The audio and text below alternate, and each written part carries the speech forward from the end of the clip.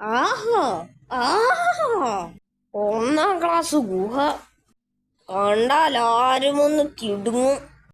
ചെകുത്താന്റെ ഗുഹ പോലുണ്ട്. തനിക്ക് ശരിക്കും ചേരും. നമുക്കിതങ്ങ് ഉറപ്പിച്ചാലും ഈ കല്ലൊന്ന് മാറ്റിയാൽ ക്ലീൻ ആവും. ഞാൻ പോയി ആനച്ചേട്ടനെ കൊണ്ടുവരാം കല്ലു മാറ്റാൻ. താൻ അപ്പോഴേക്കും ഗുഹ അടയ്ക്കാൻ ഒരു കല്ല് കൊണ്ടുവയ്ക്ക്. വാതില് വേണം. അളവ് കൃത്യമാവണം. ഒന്നിനു മുകളിൽ പറ്റിയ കല്ല് കിട്ടും.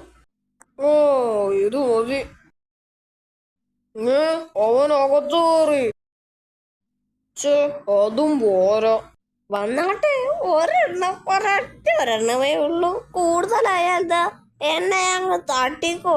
അല്ല പിന്നെ ഇത് കറക്റ്റാ. അകത്ത് കയറിയതൊക്കെ അളവ് തെറ്റിയതാ. ആനച്ചേട്ടൻ വന്ന സ്ഥിതിക്ക് അതൊക്കെ മാറ്റാൻ ആളായി. അമ്മ, ഇത് അല്പനും ചെൽപ്പനും തന്നെ കാണാൻ വരുമെന്ന് പറഞ്ഞിരുന്നു. ഞങ്ങൾ തമ്മിലൊരു മത്സരം നടത്തുന്നുണ്ട്. അതിന് ചേട്ടൻ റെഫറി ആയി വരണം.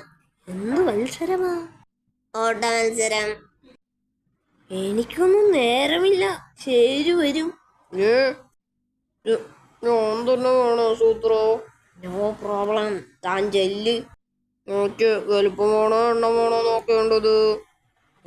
എന്ന് വെച്ചാൽ ഓട്ട മത്സരമല്ലേ? കൂടുതൽ ഓട്ടം ഉണ്ടാക്കുന്ന ആളാണ് ഏറ്റവും വലിയ ഓട്ടം ഉണ്ടാക്കുന്നവനാണോ ജയിക്കുക?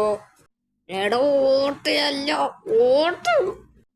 എങ്ങനെ റഫറിയാക്കണമെന്ന് ഞാൻ പറഞ്ഞു തരാം. എവിടം മുതൽ എവിടം വരെ ഓടണമെന്ന് ആദ്യം തീരുമാനിക്കണം.